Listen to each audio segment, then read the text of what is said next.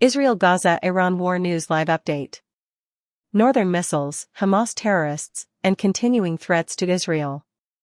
In the ninth month of a two-front conflict on its northern and southern borders, Israel is making success against Hamas in the south, but confronts a stronger struggle from Hezbollah in the north and Iran, its principal patron. Gallant, 60% of Hamas terrorists died or wounded. After 9 months of fighting Hamas, Israel's Defense Minister Yoav Gallant informed the Knesset on the IDF's successes. "We killed or wounded 60% of Hamas militants. We disbanded most of the 24 battalions. We've returned half the hostages and will return the rest. Like whack-a-mole, they reappear. The remaining Hamas fighters are moving about Gaza. This forces the IDF to re-enter Gaza City while safeguarding civilians." Israeli government spokesman David Mencer said, "We want civilians safe. We don't want to hurt civilians in Gaza City or anywhere." Thousands of Hezbollah rockets. Hezbollah has launched over 5,000 drones, missiles, and rockets into northern Israel in the past 9 months. Hezbollah published a video this week demonstrating its monitoring of northern Israeli military facilities, including Iron Dome stations. Hassan Nasrallah said Hezbollah would cease firing with Hamas under certain conditions if Israel did.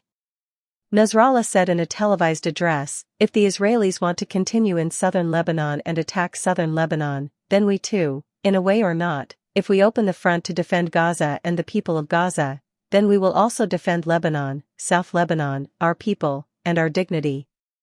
Nasrallah said a ceasefire pact that works for Hamas will work for him. His message stated, "What satisfies Hamas, satisfies us all." Northern Israeli communities suffer. Thousands of Hezbollah rockets and missiles have left most settlements near the Lebanese border deserted. CBN News interviewed Kibbutz Malkiah leader Itai Krois, the grandson of Holocaust survivors, in northern Israel.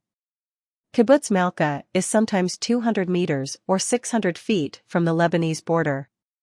It flourished as an agricultural community. Kibbutz Malka, like dozens of other villages on the Israeli-Lebanese border, is now mostly deserted and its population scattered across Israel.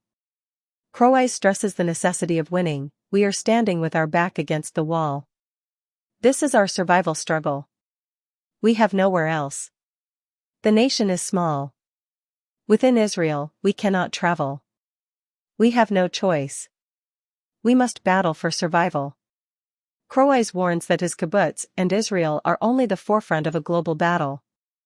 "Our war isn't personal. It might happen anywhere tomorrow. If we don't halt terror and atrocities in the Middle East, they can happen worldwide. All these extremist groups form an army and declare they're one. We want to rule the world and make it Muslim. In France, it can. It can happen in America. We saw it in New York universities. Iran isn't just an Israel threat." At a NATO conference in Washington, Israel's foreign minister urged NATO countries to act against Iran, Hezbollah, and Hamas' main supporter.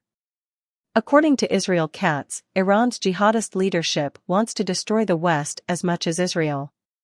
Katz tweeted on X, "Iran threatens Israel, NATO, and Europe. Stop Iran now before it's too late. Bombs out."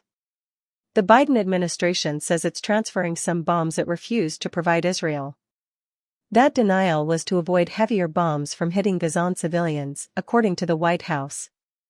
With a future battle with stronger, deeper in Hezbollah forces in Lebanon, Israel needs all the heavy firepower it can get.